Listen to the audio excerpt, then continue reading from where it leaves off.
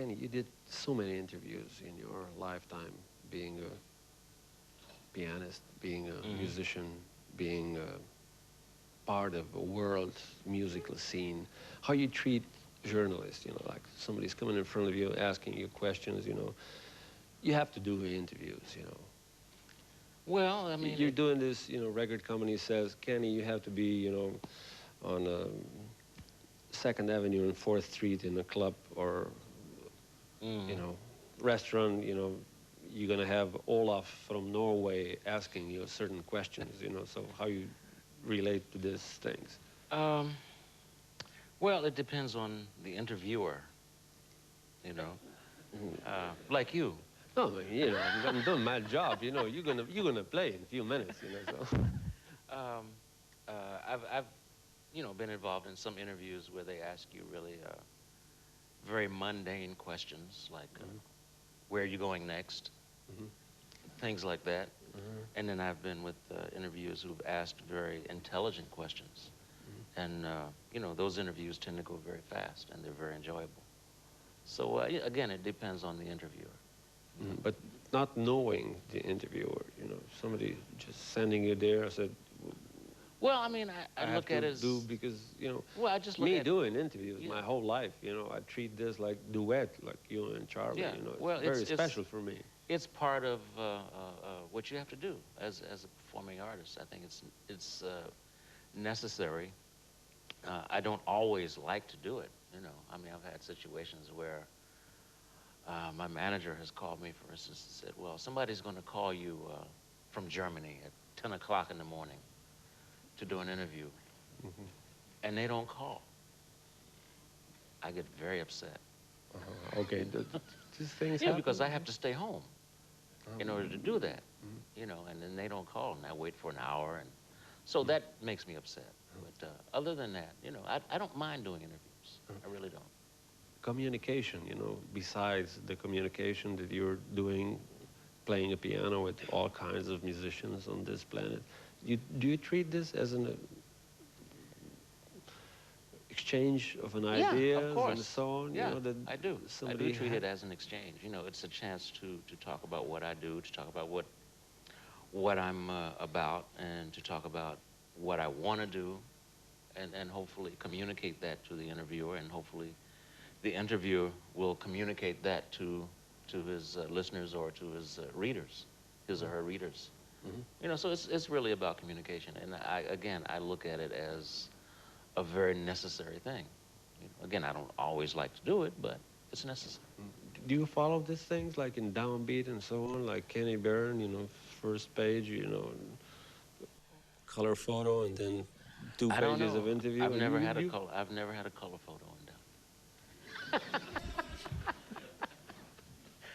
Never had one. You know, it's gonna happen. You know, you know the way that you're going up now. It's gonna happen soon. I mean, it's nice to be acknowledged and to have articles written about you. But I think the thing that's important is that you don't believe all your press. You know, you have to keep a level head and not develop a giant ego. I think that's important. Well, basically, you're coming out of R&B local situations. So if we go all the way back, and what were you thinking about? You know. Well, I don't know. These things, I'm going to be famous. You know, the balance between. No. First of all, you never be. You know, in my estimation, anyway, you never become involved in music with the idea of becoming rich and famous. Yeah, some people do. I know, but it's, you know. Or in this case, no, we understand I became perfectly. I became involved in music because I love it. You know, and I think that's the right reason. You know, as with most, with all, as far as I know, jazz musicians, they become involved with music because they love the music. You know, if fame and fortune come, that's wonderful, but that's not why. You know, that's not why we become involved in music. You know, and again, if it comes, that's wonderful. I don't even know how I would handle it. You know. Started with R&B and this kind of thing, you know, and tell us about the bridge between being, you know, like R&B musician. Well, I don't want to put it too simple, you know, but I just want to mentioned that, you know, from the basically, you know, you were a part of a band and so on, then you go, all of a sudden you were a part of improvising scene, Yeah, you know. well, even R&B is part of improvising. But I started out playing, you know, studying classical piano, which I did for about 10 years, from the age of 6 until I was 16. But during that time, coming from Philadelphia, I was also exposed to rhythm and blues by way of the radio. You know, at the time, during the 50s, they had all the singing groups like the Orioles and all these other groups named after flowers and birds, you know. But you know, I was really into that. I loved it, you know. Doo-wop groups, we call them, you know. And Buster Williams, I don't know if you know Buster. Yeah, Buster, oh, Buster. Well, you know, yeah, we were into the guy, same guy, sort of thing. right. Yeah, you know. And at the same time, there were also some very excellent jazz stations, radio stations in Philadelphia. So I was doing all of that. I was studying classical piano. I was listening to rhythm and blues. I was listening to jazz also at the same time. I think it was a very, very important part of my development, hearing all that different music and you know, trying to play all of that as well, you know, classical music. I remember the last piece I worked on, I studied, was Edvard Grieg, A minor concerto for 4 hands. That was the last piece. But I could also, you know, do James Brown. Right. You know, I like James Brown. I love James Brown. I love John Coltrane, you know, so, you know. Can you tell me what makes you feel different from Philly and New York and other places? Like, you know, we're from Philly. What was this? I said, okay, this is, you know, this part of the thing, and then here we go. Well, one of the things that made me move to New York, well, first of all, Philadelphia during the 50s was a great place. There was a lot of music there. Different. Yeah, there was a lot of music there, and a lot of musicians. You know, my brother, my oldest brother, who was also a musician, Bill, he moved to New York. He was, you know, quite a few years older than me, 17 years older, actually. But he moved to New York, and I went there to visit him in 1960. I was still in high school. And I was just amazed. I mean, he lived on the Lower East Side of Manhattan. And in Philadelphia, excuse me, at 10 o'clock at night, nothing. Zero. Everything was closed. You know, lights were out, you know. But I went to New York to visit my brother. He lived on East 6th Street and 2nd Avenue, a friend and I. And I remember it was August, and we wanted to go to Birdland. So we said, well, let's walk to Birdland. You know, it was about 11 o'clock at night. I have never seen that many people that late at night in my life. You know, traffic jams at midnight. I said, yes, this is the place. This is where I want to be, New York. You know, we went to Birdland, and they had 2 bands playing. You know, 2 bands in 1 club. And then when I finally moved to New York, maybe a year later, I mean, it was great. I moved next door to my brother on East 6th Street. I could walk to the 5 Spot. I could walk to the Jazz Gallery. You know, and there was just so much music around. So it was great. So being a piano player, you know, following the tradition, when you started to be aware of tradition of jazz piano players, when was the moment when you said, this is, I don't know, Monk, this is Duke? I don't know. I think I always knew. I was always aware. I mean, that's the presence. I don't mean that as an egotistical statement, but I think I was always aware. But I think one of the most important highlights for me, I was in junior high school, and I had an art class, and the teacher would ask students to bring in recordings for inspiration. So a friend of mine brought in a recording called Saxophone Colossus. I think it was Saxophone Colossus. But anyway, it was a Sonny Rollins recording. Right. That may be the wrong record. But anyway, Tommy Flanagan was the pianist. And when I heard that, you know, I heard Tommy Flanagan, and I mean, his touch was just so delicate, you know, so light, and his ideas were so clear and very lyrical. And that was, for me, that was the first real major influence. And I said, yeah, that's it. That's what I want to play like, you know. And from that point on, he's been a major influence. Even today. I mean, after all these years, you know that you know, people, you know, that there's not that many piano players, historically speaking. You know, people are passing and so on. You know, we don't have Bassies, Ellingtons anymore, that's true. and so on. You know, and as the time goes by, you're aware of your position. Yeah. Now, in '90s, for example, how you relate to this? Well, I'm Following all this, we were just well, saying, I guess one of the important things is that I'm aware now that I'm mortal. You know, when you're 21, you think, oh, I'll never die. You know? I mean, that sounds gruesome. I don't mean. Yeah, but I mean, you know. But I mean, that's one of the things that happens. You become aware. They're hearing. You know, you become aware of that. But in terms of my position, in terms of the pantheon of music, I certainly don't feel that I'm, number one, I'm certainly not the greatest pianist out there.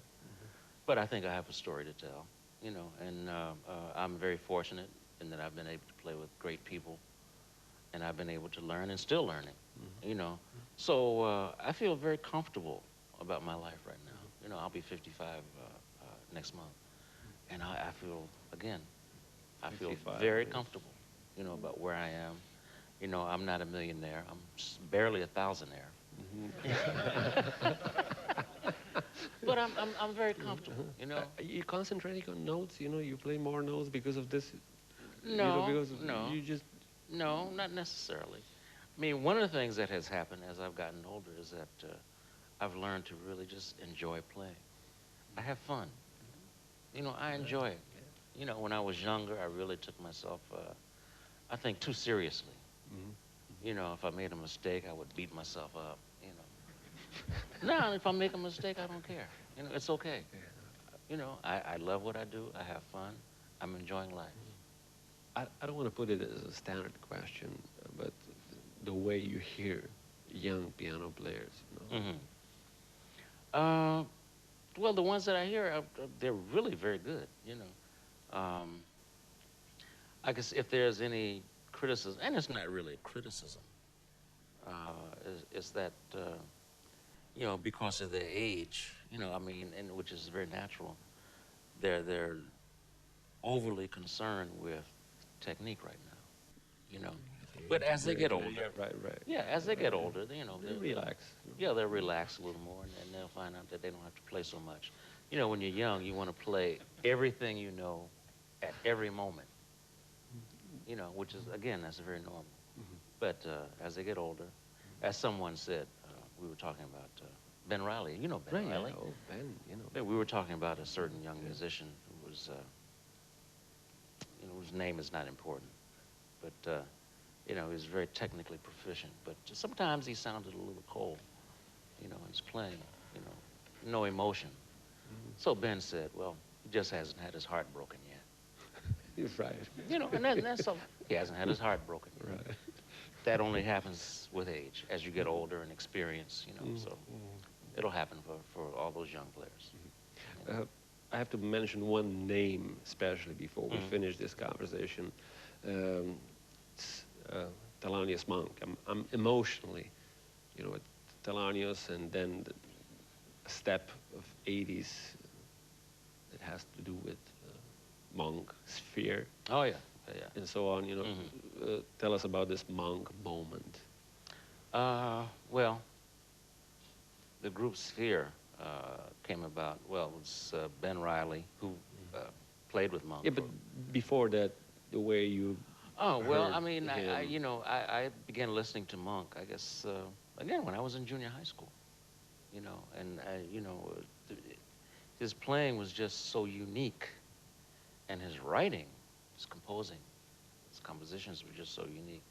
So, I mean, I was immediately drawn to that, you know, and from a very early age, you know, I tried to learn as much of his music as possible, you know.